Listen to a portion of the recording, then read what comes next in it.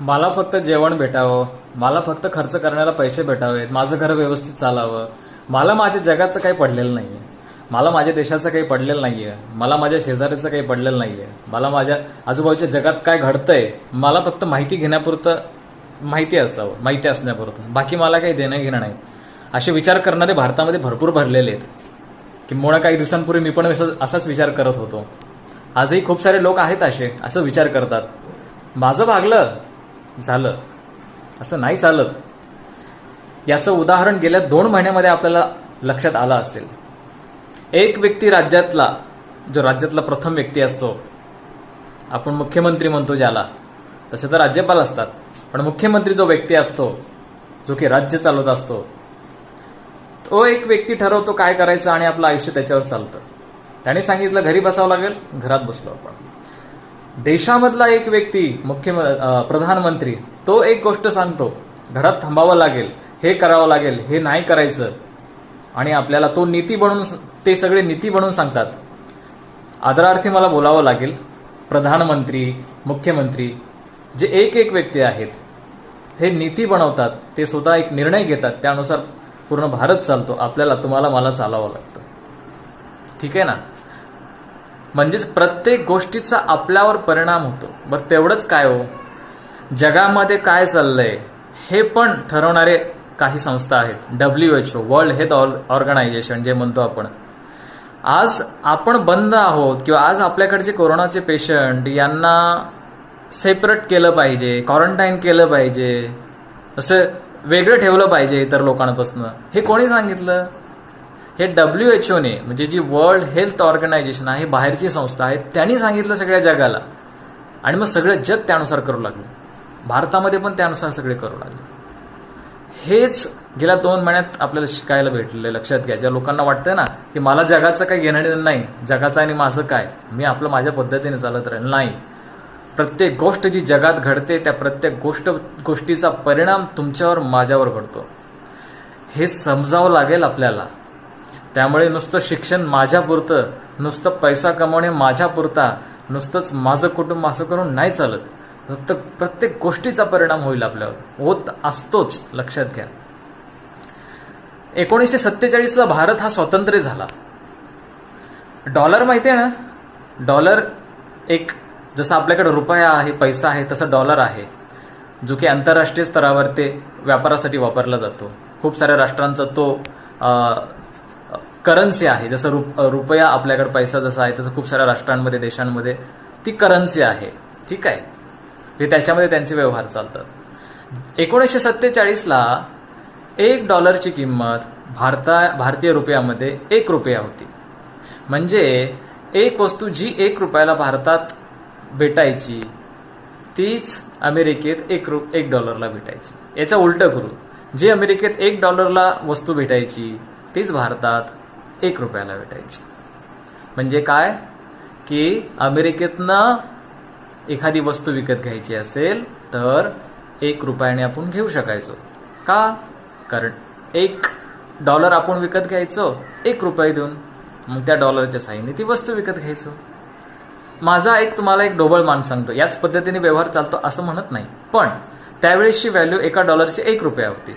मग एखादी वस्तू विकत घेण्यासाठी आपल्याला $1 किमतीचा $1 द्यावा लागायचा. मग आता लक्षात घ्या, जी वस्तू $1 अमेरिकेत असायची आणि ती वस्तू विकत घेण्यासाठी आपल्याला $1 अमेरिकेला द्यावा लागायचा, तीच वस्तू आज विकत घेण्यासाठी त्याची किंमत अमेरिकेमध्ये $1 आहे. पण त्या वस्तूची आज, म्हणजे 1947 नंतर आज 2020 मध्ये तीच वस्तू $1 जी किमतीची आहे, ती वस्तू घेण्यासाठी आज आपल्याला $75 द्यावे लागतात. किती? 75. आता तुम्ही म्हणाल की रुपये थोडेच घेतात अमेरिकेमध्ये, तिथे डॉलर द्यावे लागतात. तर हो ना, मग डॉलरमध्येच आपल्याला ती वस्तू विकत घ्यावी लागते. मग ते डॉलर तर विकत घ्यावं लागेल ना ते आपल्याला.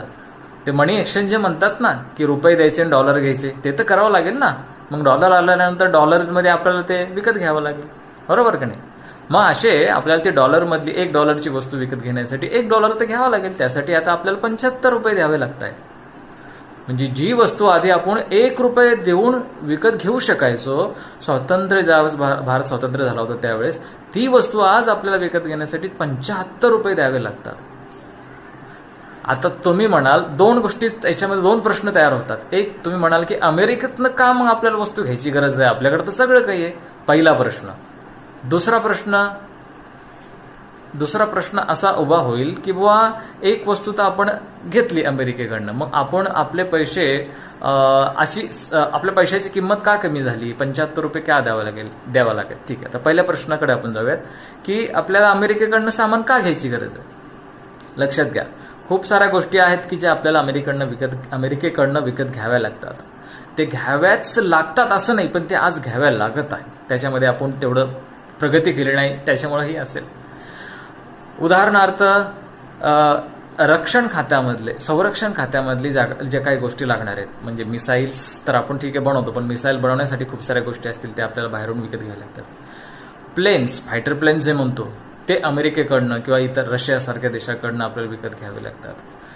खूप सारे काही मोबाईल्स असतात जे की अमेरिकेमध्ये, चीनमध्ये तर बनतातच, पण अमेरिकेतही बरेचसे मोबाईल्स बनतात, ते विकत घ्यावे लागतात.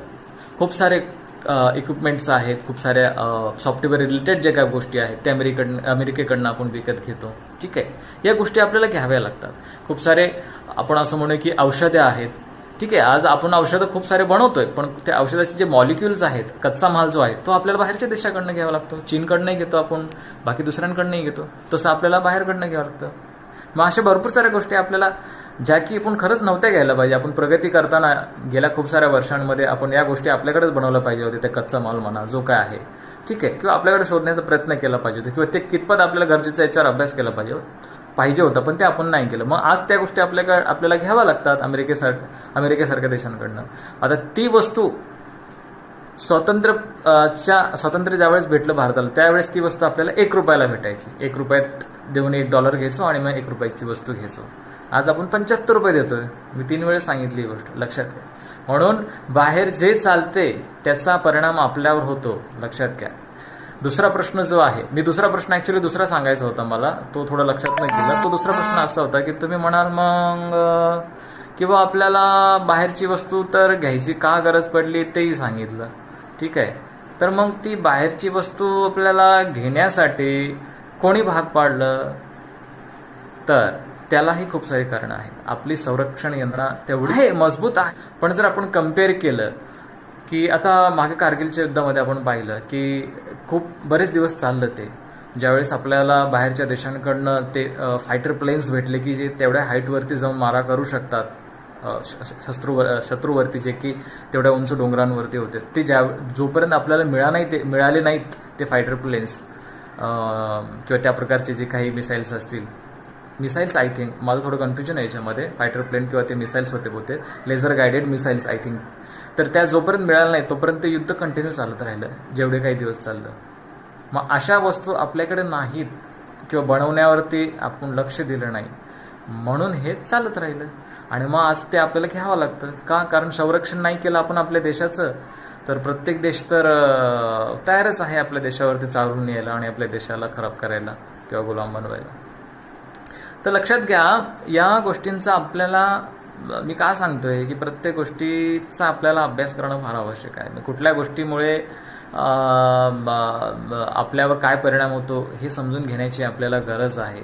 का समजून घेण्याची गरज आहे, निदान आज आपण समजून घेण्याचा प्रयत्न केला तर पुढच्या येणाऱ्या काही पिढींमध्ये आपण बदल तरी घडवून आणू शकतो. की बुवा नुसतं शिक्षण घ्यायचं तर असंच नुसतं शिक्षण नको घ्यायचं. ज्या वस्तू आपल्याला खरं बाहेरनं घ्याव्या लागतात त्या वस्तू आपण आपल्या येणाऱ्या पुढच्या काही पिढीला त्या वस्तू तयार करण्यासाठी जर आपण सक्षम बनवता आलं तर खूप चांगली गोष्ट आहे.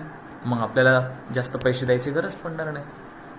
तर मग लक्ष घ्या मित्रांनो की हेच आहे की नुसतं शिक्षणापुरतं किंवा नुसतं गुलामीच्या नोकरी करण्यापुरतं असं मुलांना देऊन किंवा पिढीला देऊन चालणार नाही, है ना.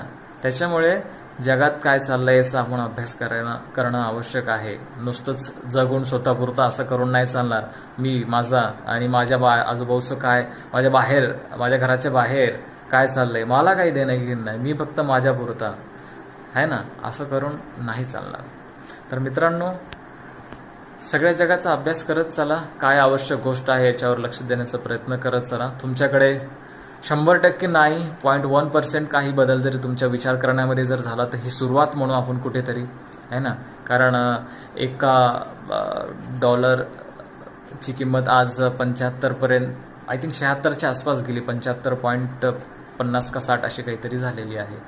अशी परिस्थिती ही खरंच खूप चांगली नाही आहे. पूर्वी भारत हा महासत्ता होती, कारण आपण त्यावेळेस सामान विकायचो, त्याच्या बदल्यामध्ये सोनं विकत घ्यायचो. सोनं विकत नाही घ्यायचं. म्हणजे एखादी समजा वस्त्र असतील, कपडे, आपल्याकडे आधी खूप मोठा बाजार, म्हणजे आताही कपड्यामध्ये आपण कपड्यांच्या बाजारामध्ये भारत हा अग्रेसरच आहे. म्हणजे खूप सारा कपडा इथे बनतो. पूर्वी पण खूप साऱ्या प्रकारचे रेशीमचे कपडे असतील किंवा इतर कपडे असतील, खूप सारं सामान, मसाला असेल, लोखंड असेल, असं आपण विकायचो बाहेरच्या देशांना, व्यवहार करायचो आपण. मग त्याच्या बदल्यात त्यावेळेस काय पैसा वगैरे नव्हता, सोनं वगैरे आपण घ्यायचो. त्याच्यामुळे भारतामध्ये भरपूर सोनं झालं होतं. मग आता काय झालंय, आंतरराष्ट्रीय पातळीवरती आणि म्हणजे त्यावेळेस सोन्याच्याच मध्ये सगळे काय व्यवहार जनरली चालायचं. आता काय झालं की आंतरराष्ट्रीय पातळीवरती डॉलर ही वस्तू ठरवण्यात आली की डॉलरच्या थ्रूच सगळं ट्रेड होणार, सगळा व्यवसाय होणार. आता ही लक्षात घेण्याची गरज आहे की बाबा डॉलर का झाला असा, डॉलरलाच का असं निवडण्यात आलं. सोनं जर असतं तर बरं झालं असतं का, कारण सोन्याची किंमत सगळीकडे सारखी आहे त्याच्या प्युरिटीनुसार आणि तुमच्या करन्सीनुसार, त्याप्रमाणे. पण सोनं तर एकच आहे, त्यानुसार त्याची किंमत असणार, आहे का नाही. मग जर तसं जर असतं ते बरं झालं असतं. आज डॉलरची किंमत अमेरिका आहे तर अमेरिकेच्या डॉलरची किमतीमध्ये वाढ आहे. आज म्हणजे सगळं जग, म्हणजे असं म्हणू की सगळ्या जगाचं GDP, आर्थिक व्यवस्था खराब होते, पण डॉलरची किंमत का वाढते, म्हणजे रुपया का कमी पडतो. बेसिकली डॉलरची किंमत वाढली म्हणजे काय, आपल्या देशाच्या हिशोबाने म्हणजे रुपयाची किंमत कमी होते डॉलरच्या कम्पॅरिझनमध्ये. हे चांगलं नाही आहे. तर जगाकडे लक्ष देत चला, आवश्यक आहे. आपल्याला वैभव संपन्न व्हावं लागेल. खूप साऱ्या गोष्टी आहेत, संरक्षण यंत्रणा आहे, ती मजबूत करण्यासाठी आपल्याकडे काय, कसे ॲटॉमिक बॉम्ब्स किंवा nuclear bombs, nuclear power, nuclear energy, nuclear knowledge, nuclear टेक्नॉलॉजीबद्दलचं हे वाढवावं लागेल आपल्याला. आपल्या पिढी आपल्या खूप साऱ्या पिढी त्यात द्याव्या लागतील, म्हणजे त्याचा अभ्यास करण्यामध्ये.